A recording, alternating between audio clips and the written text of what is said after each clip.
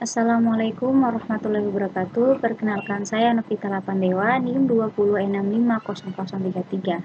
Baik, di sini saya akan menjelaskan dua materi yaitu mikrokontroler dan hal-hal mengenai mikrokontroler.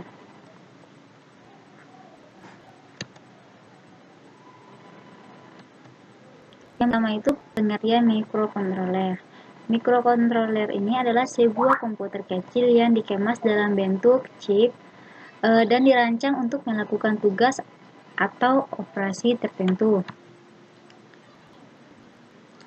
Adapun juga fungsi mikrokontroler yaitu sebagai timer, 2 counter, 3 decoder dan encoder, 4 flip-flop, 5 pembangkit osilasi, dan 6 ADC yaitu analog digital convert.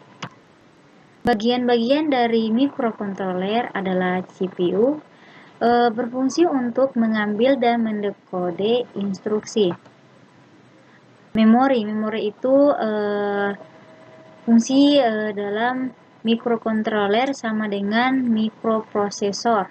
Memori ini digunakan untuk menyimpan data dan program. Port input atau output paralel, yaitu digunakan untuk mendorong atau menghubungkan berbagai perangkat seperti LCD, LED, printer, memori, dan perangkat input atau output lainnya ke mikrokontroler. Port serial dan serial port, yaitu menyediakan berbagai antarmuka serial antara mikrokontroler dan peripheral lainnya seperti port paralel. Adapun pengatur waktu dan penghitung, di mana timer dan counter ini adalah salah satu fungsi yang sangat berguna dari mikrokontroler. Pengaturan waktu, timer, dan penghitung itu adalah counter, menyediakan semua fungsi pengaturan waktu dan penghitung di dalam mikrokontroler. Ada juga analog to digital convert atau pengonversi analog ke digital. Digunakan untuk mengubah sinyal analog ke bentuk digital. Dan digital to analog convert atau pengonversi digital ke analog, melakukan operasi pembalikan konversi ADC di AC, mengubah sinyal digital menjadi format analog. Ini biasanya digunakan untuk mengendalikan perangkat analog seperti motor, PC, dan lain sebagainya. Kontrol interupsi yaitu digunakan untuk menyediakan instruksi penundaan untuk program kerja. Blok fungsi khusus, special function block, yang hanya dapat digunakan untuk beberapa aplikasi khusus, misalnya sistem robotik. Pengontrol ini memiliki beberapa port tambahan untuk melakukan operasi khusus tersebut yang umumnya dinamakan dengan blok fungsi khusus. Keunggulan dan kelemahan mikrokontroler. Keunggulan mikrokontroler itu bertindak sebagai mikrokomputer tanpa harus ada komponen digital tambahan lainnya. 2. Dapat mengurangi biaya dan ukuran sistem karena integrasi yang lengkap dalam sebuah mikrokontroler.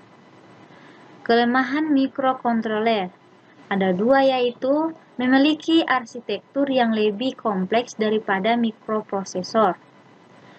2. Hanya melakukan eksekusi dalam jumlah terbatas dalam waktu yang bersamaan. Adapun hal-hal mengenai mikrokontroler, instruksi yang dimana CIC memiliki lebih dari 80 instruksi. Adanya instruksi yang bekerja seperti sebuah makro sehingga memungkinkan untuk menggunakan sebuah instruksi menggantikan beberapa instruksi sederhana lainnya. RISC, Reduced Instruction Set Computer, menggunakan jumlah instruksi yang lebih sedikit dibanding Complete Instruction Set Computer. Keuntungan dari RISC ini adalah kesederhanaan desain chip yang lebih kecil, jumlah pin sedikit dan sangat sedikit mengkonsumsi daya. Instruksi. Instruksi ini merupakan metode yang efisien bagi mikrokontroler untuk memproses periferalnya.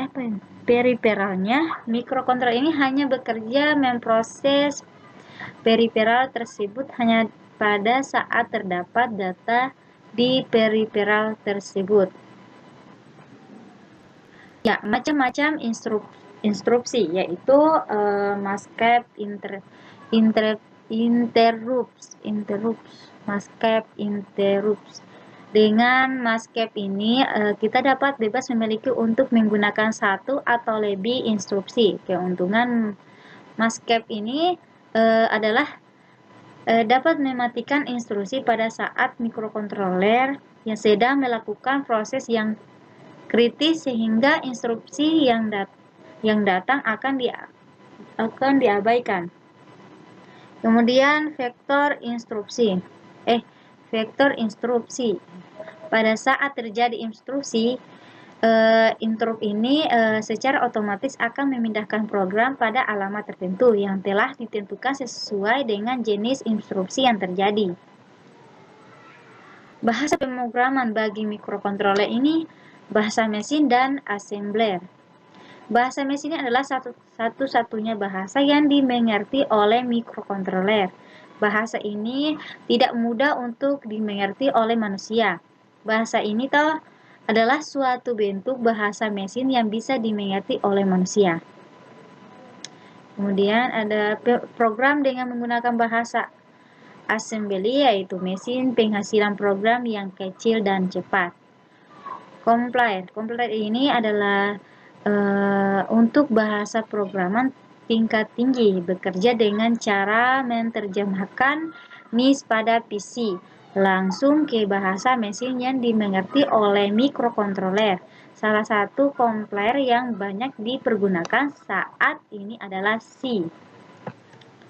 Lanjut, alat bantu pengembangan adalah satu simulator. Fungsinya adalah mensimulasikan atau menirukan kerja mikrokontroler pada PC, langkah-langkah yang dipekerjakan, serta apa yang terjadi ketika program dijalankan dapat diamati di layar PC.